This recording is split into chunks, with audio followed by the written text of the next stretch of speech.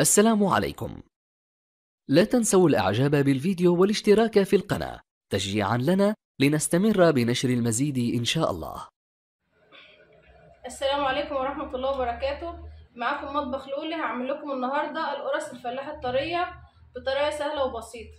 ومعانا المكونات: 2 كيلو دقيق، 3 كوباية سمنة على زيت، نص كوباية سكر، نص كوباية سمسم وحمرناه مع معلقة سمن على البوتاجاز، كوبايتين لبن، معلقة ملح، كيس بيكنج باودر، وكيس فانيليا، وكيس خميرة حطيناه مع نص كوباية مية دافية وسيبناها لحد ما خمرت بالشكل ده.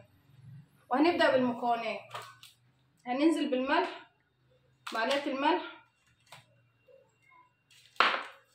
كيس الفانيليا،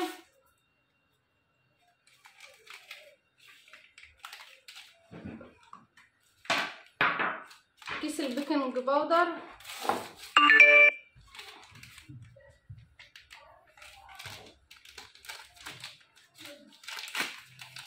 وهنقلب المكونات دي كلها مع بعضها كويس.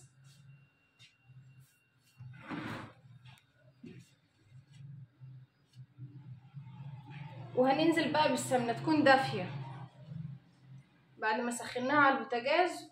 ننزل بقى على الدقيق تكون دافية ونقلب السمنة كويس في الدقيق.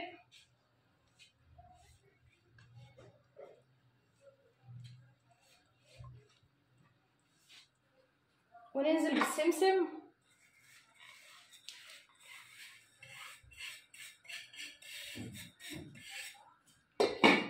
والسكر ونقلب المكونات دي كويس قوي مع بعض.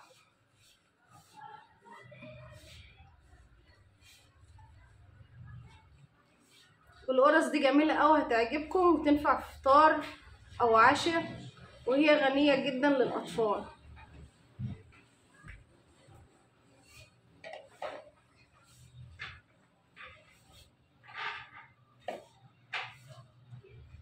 ونستمر في التقليب ده لحد ما تبقى الدقيق مع السمنة زي حبات الرمل كده. العجينة بقت عاملة زي حبات الرمل بعد ما قلبنا السمنة في الدقيق كويس قوي. وهننزل بالخميرة، ودي شكل الخميرة بعد ما خمرت معانا.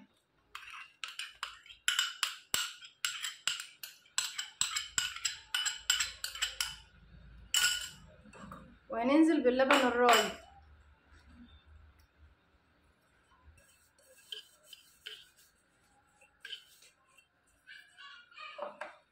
ونستمر في العجن زي ما انتوا شايفين معايا كده.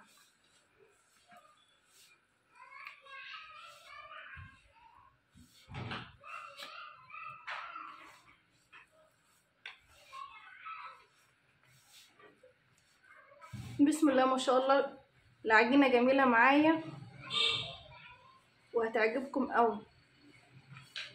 والقرص دي احنا هنسويها في فرن البوتاجاز زي ما هتشوفوا معايا.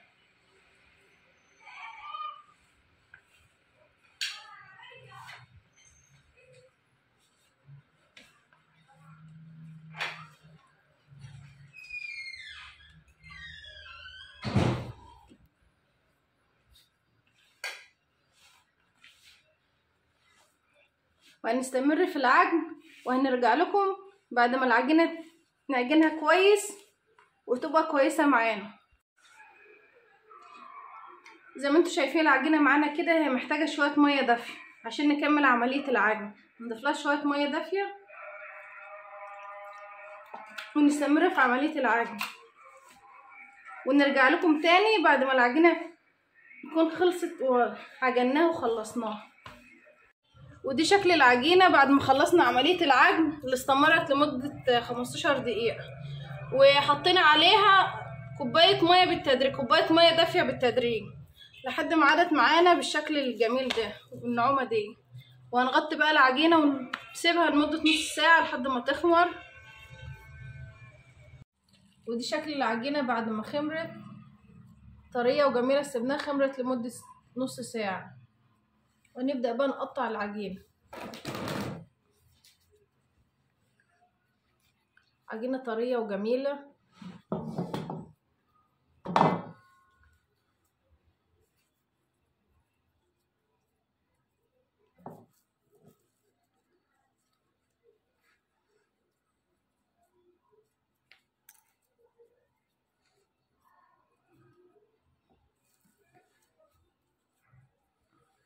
هنقطع بقى العجينة كلها، وبعد ما نخلصها هنفردها عشان نسويها.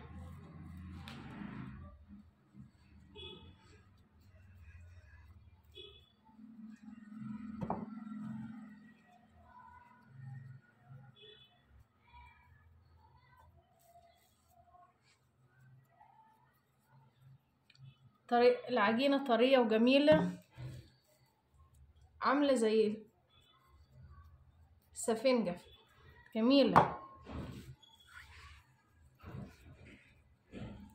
مش هتاخد وقت في عملية التقطيع لأنها طرية وجميلة زي ما انتوا شايفين معايا كده.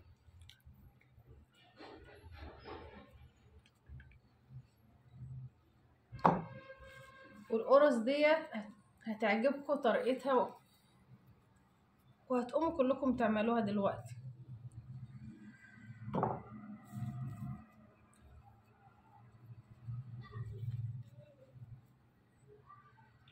شكل العجينة قدامكم بعد ما قطعتها وخلصتها تقطيع، وبدأت افرد بقى العجينة عشان نجهزها ندخلها الفرن. العجينة جميلة وطرية وجميلة. دي شكل العجينة بعد ما فردتها.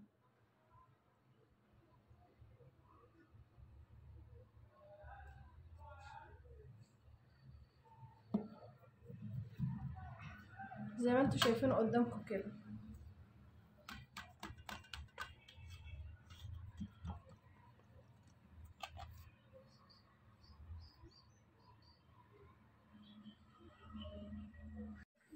احنا خلاص فردنا العجينة وخلصناها وسبناها ارتاحت لمدة ربع ساعة، بقت بالشكل ده. وولعنا الفرن على درجة حرارة، أعلى درجة حرارة من فوق ومن تحت. ودلوقتي هندخلها في الفرن، وهنحط الصينية بقى في الفرن، فرن البوتاجاز، هنقفل بقى عليها عشان تستوي. ودي خلاص أول صينية هي استوت، وهنطلعها بقى من الفرن. وشكلها زي ما انتوا شايفين قدامكم جميلة.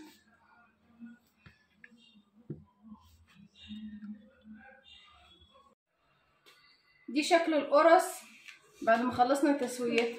طلعت معانا كل الكمية دي، ومعانا واحدة اهي فتحناها طرية وجميلة. شوفوا طرية عاملة ازاي وجميلة، وريحتها جميلة وطعمها روعة.